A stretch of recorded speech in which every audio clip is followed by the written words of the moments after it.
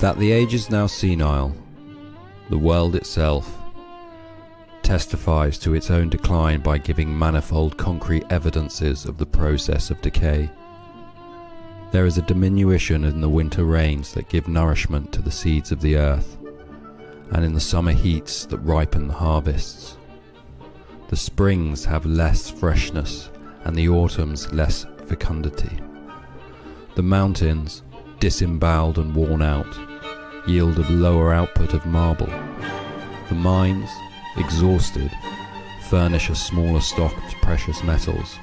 The veins are impoverished, and they shrink daily.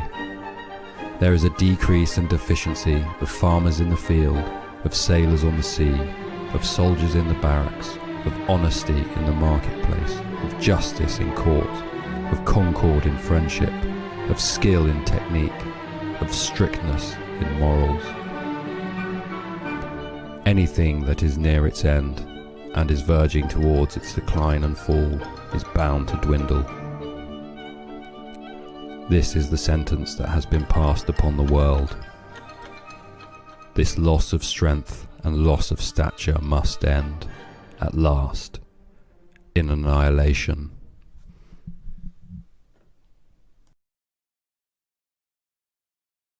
Joseph Tainter's The Collapse of Complex Societies is essential reading for anyone interested in the topic of societal collapse. He has thoroughly researched the existing literature on the subject, and this comprehensively referenced book presents an explanation that has the elegant simplicity that is so often the shadow of truth. Stated as concisely as possible, the argument follows. Societies are problem-solving organizations. Social political systems require energy for their maintenance. Increased complexity carries with it increased cost per capita.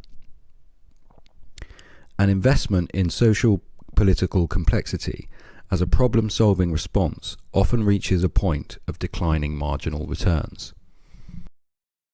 Initial problems that can initiate the evolution of a society could include the need to organize agricultural or irrigation works, the need to process information, and the emergence of surplus and trade, as well as internal and external conflict. In order to solve these problems, the classic hunter-gatherer formation of human societies needed to become more complex. Complexity is generally understood to refer to such things as the size of a society, the number and distinctiveness of its parts, the variety of social roles that it incorporates, the number of distinct social personalities present, and the variety of mechanisms for organizing these into a coherent and functioning whole. Tainter demonstrates how other explanations for collapse are insufficient or can be incorporated within our current argument. Resource depletion is often given as a reason behind societal collapse. However, there are situations where the pressure of resource constraints provokes economic expansion. For example, the switching from wood to coal as a primary heat source in England during the Industrial Revolution. Resource depletion is a threat when a society is already experiencing declining marginal returns on its investment, as it will be unlikely to be able to capitalize on new energy sources. If a society has ever succumbed to a single catastrophe, it must have been an event of truly colossal magnitude. Many societies have recovered from natural disasters, famines, or military setbacks. If a society is unable to recover from such occurrences, it is likely it is already suffering from diminishing marginal returns. Failure to adapt to circumstances is often cited as a reason for collapse. However, the lives of some inhabitants may actually improve under the collapse, i.e. peasant farmers in Gaul during the fall of the Western Roman Empire. So the failure to adapt theory doesn't consider that collapse is in fact itself the adaptation, particularly once a society has reached the point of diminishing marginal returns. Other complex societies or barbarian intruders are usual suspects, but it is unlikely that a complex society would fall to either of these until it had already reached the point of diminishing returns. Peasant uprisings rarely occur without the collusion of some other strata of society, and while they may endure a high tax level, they are increasingly less likely to do so when diminishing marginal returns mean that a consistent rate of tax means less surplus each year.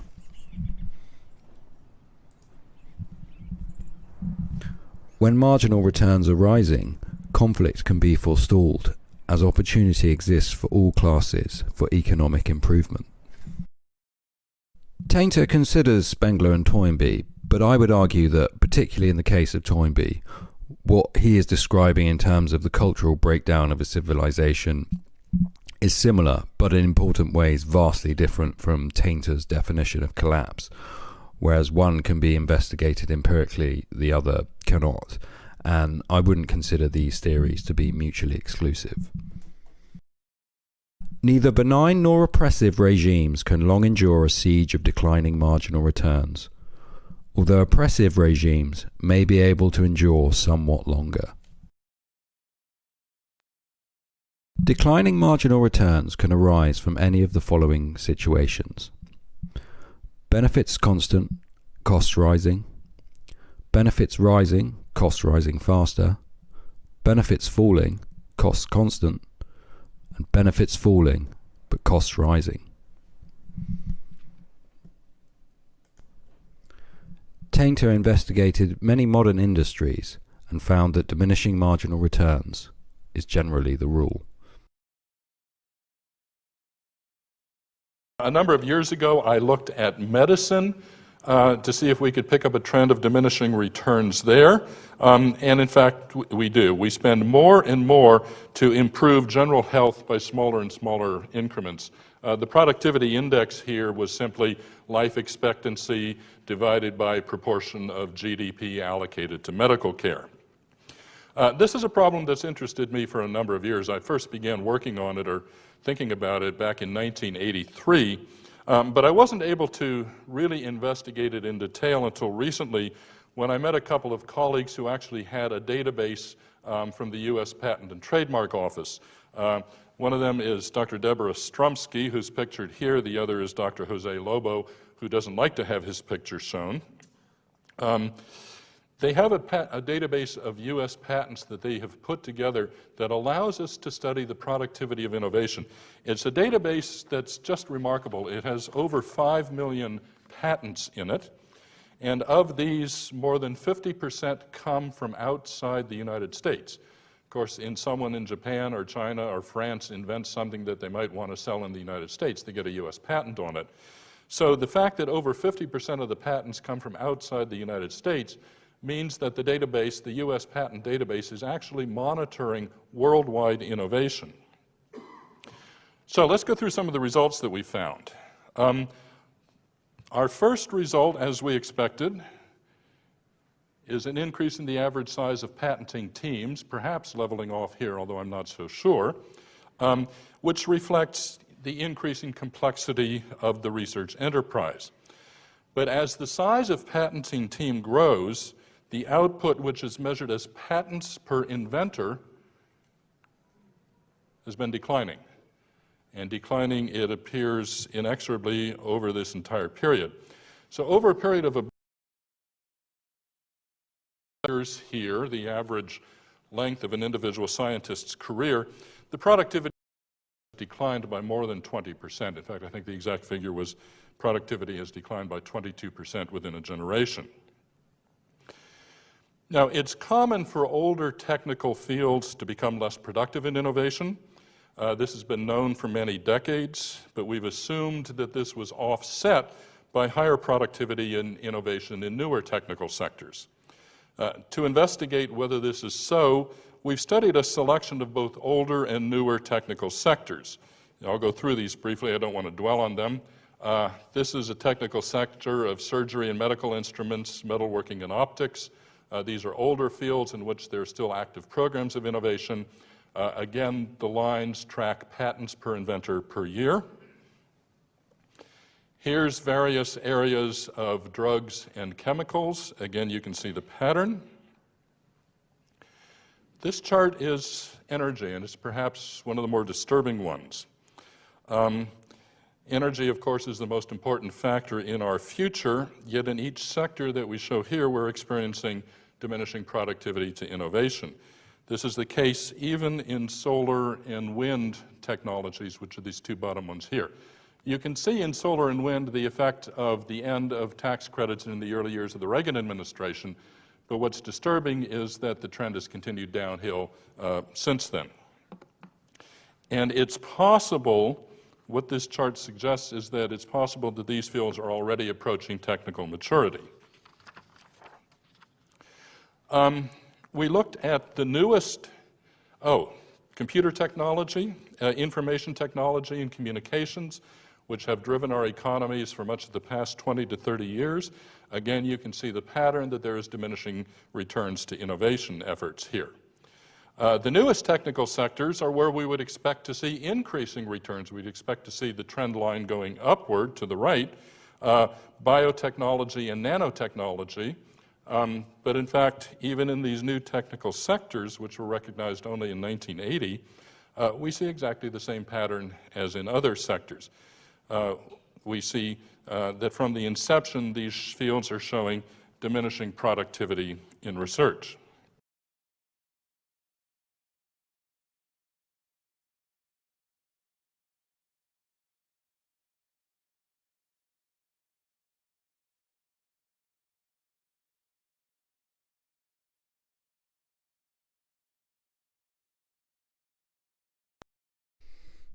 The Roman Empire was funded by a succession of military conquests that helped finance ever-increasing complexity until the empire reached its greatest geographical extent around 117 AD when Hadrian became emperor. With further expansion uneconomical, the cost of maintaining the empire fell to the largely peasant agricultural population. No longer receiving huge influxes of gold from captured foreign cities, most emperors debased the currency in order to pay the bills of the empire. The Roman equivalent of money printer goes brr. Once society is struggling to even maintain the status quo, it becomes increasingly vulnerable to crisis. High taxes and plague had severely reduced the agricultural workforce, further reducing the empire's economic base and peasant support for the Romans. Decreased manpower and wealth led to military setbacks, which in turn led to further decreases in manpower and wealth. By the 5th century AD, men were ready to abandon civilization itself in order to escape the fearful load of taxes.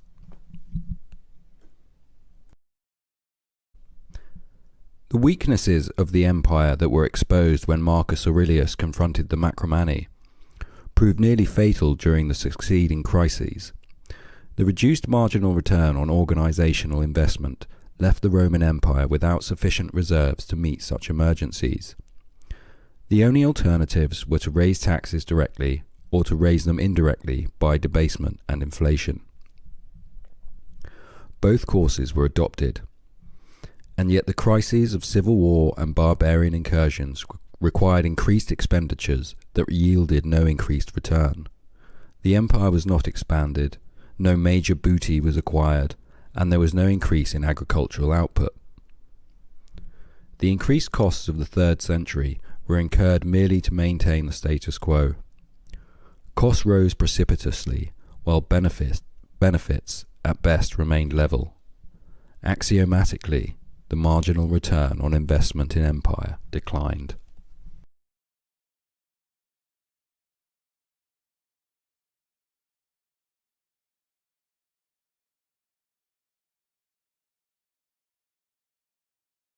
Tikal is the most thoroughly researched of the lowland Maya sites and gives us fascinating insight into the collapse of this mysterious civilization.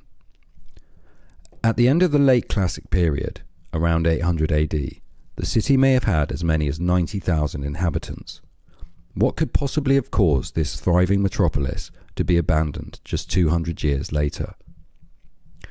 The collapse caused the population of Tikal to drop by over 90%, and the lowland Maya civilization may have been reduced from 3 million to just 450,000 over a 75-year period. Prior to this, a noticeable increase in monumental architecture is likely to have placed considerable strains on a society that would already have been suffering from diminishing marginal returns. As a population impinges upon the capacity of its food system, fluctuations in productivity become increasingly consequential.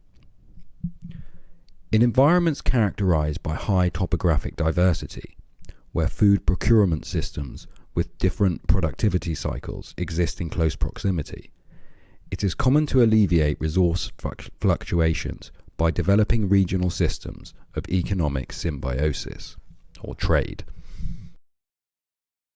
The topological redundancy of the lowland environment created a situation where highly diversified production systems were not likely to exist in any local setting, and where neighbouring populations would be experiencing nearly the same productivity cycles. When population in the pre-classic era, around 50 BC, became sufficiently dense, the productivity fluctuations were a matter of serious concern. The solution to each local group so affected became obvious: raid neighbouring groups to make up a deficit. Long-term solutions included agricultural intensification and the establishment of a hierarchically managed economy.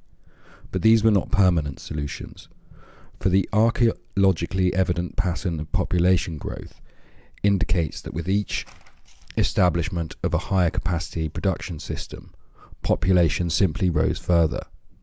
The military option must have been perpetually tempting.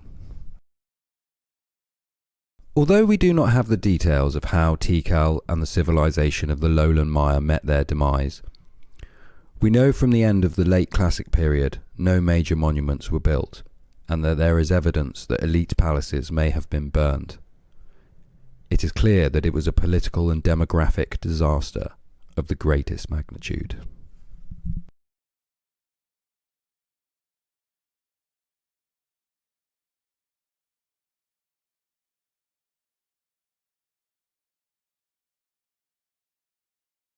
The Chacoan society began in the San Juan Basin around the 5th century AD, culminating in its zenith at around 1100 AD, only to collapse just 50 years later. In the center of the San Juan Basin lies its major topographic feature, Chacao Canyon, an island of topographic relief and environmental variety in a sea of homogeny and redundancy. Around this, a trading network was developed that centered on a series of great houses, with as many as 700 to 800 rooms, that were home to the elites of Chacoan society.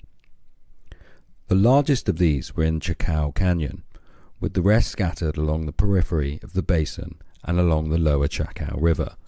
As many as 70 of these Chacoan outliers have been identified.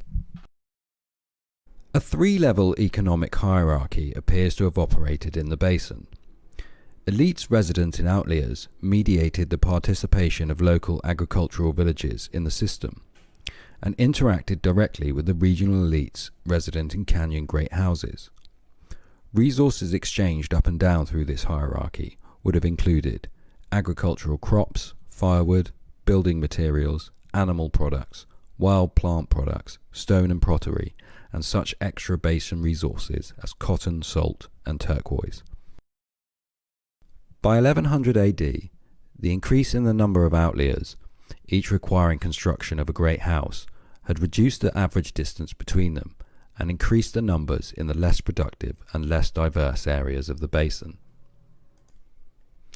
With declining distance between outliers, more and more Chacoan towns were established that experienced productivity cycles similar to their ever closer neighbours. As participants in the energy averaging system became spatially closer, their productivity fluctuations grew increasingly synchronized.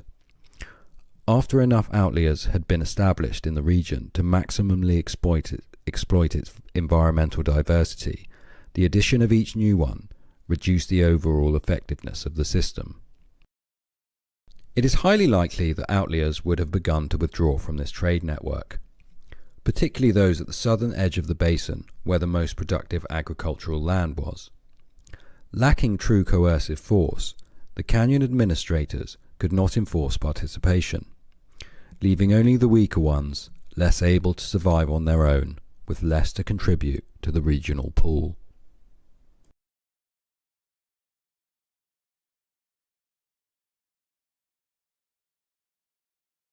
The collapses of these societies cannot be understood solely by reference to their environments and subsistence practices, to the pressures of outside peoples, to internal conflict, to population growth, to catastrophes, or to socio-political dysfunction. What affected the Romans, Maya, and Chacoans so adversely was how one or more of these factors was related to the cost-benefit ratio of investment in complexity. When challenges and stresses caused this ratio to deteriorate excessively, or coincided with a declining marginal return, collapse became increasingly likely. Complex societies are an anomaly of human history, and so often require constant reinforcements of their legitimacy. And while collapse does not occur in a power vacuum, continuing declining marginal returns will cause a decreasing general standard of living for the populace as regimes expend more energy to maintain the status quo, and collapse in response to a crisis event becomes ever more likely. Our modern world undoubtedly represents human society at its greatest level of complexity. Despite the wonders of human ingenuity, surely we will reach our point of diminishing marginal returns to complexity, if we have not already. It is all well and good to lower consumption, but a society as complex as our global political system requires some minimal investment of energy to maintain its basic functions. Tainter indicates that collapse is most devastating to societies where the majority of the population lack the opportunity or ability to produce primary foodstuffs. Currently, society is buttressed against collapse by the global nature of complex systems, but this new era of deglobalization could potentially create power vacuums. Otherwise, we are likely to continue to stumble from one crisis to the next, increasing in complexity to the benefit of elites, while diminishing marginal returns reduce what is available for the rest of the population, and precipitating a gradual decline in living standards. At least we can be thankful that the instigators of net zero will be doing all they can to lighten the burden. So I'm going to throw this immediately out to the audience and say, how many of you are driving an electric vehicle at the moment? 1, 2, 3, 4. So I would say that probably constitutes less than 5% of the persons sitting here in this room.